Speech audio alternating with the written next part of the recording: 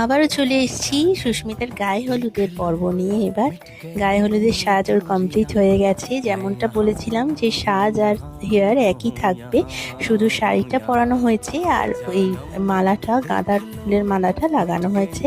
আর এই যে জুয়েলারিগুলো দেখছো এইগুলো পরানো হয়েছে।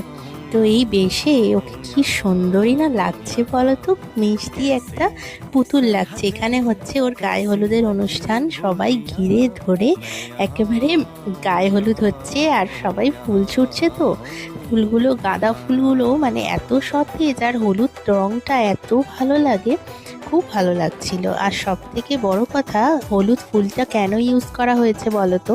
এক তো ফটোগ্রাফিটা সুন্দর আসবে বলে, আর হচ্ছে হলুদ যাতে বেশি স্কিনে লাগানো না হয় সেই জন্য।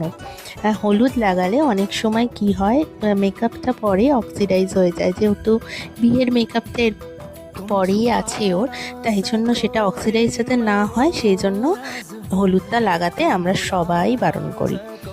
খুব অল্প, যেটুকুনি না লাগালে নয়। আর এদিকে চলছিল বাইরে একদম আনন্দ হুল্লোড়, মাতামাতি এইসব চলছিল। আমরা উপর থেকে দেখছিলাম আর ভাবছিলাম যদি আমার বিয়ের সময় এরকমটা থাকতো কতই না ভালো হতো। কিন্তু তখনকার বিয়েগুলো তো আর ব্রাইডের কথা মেনে করা হতো না, বাড়ির লোক যা ঠিক করতো সেইগুলোই মেনে করা হতো। আমার বিয়ের প্রায় 12 বছর হতে যাচ্ছে।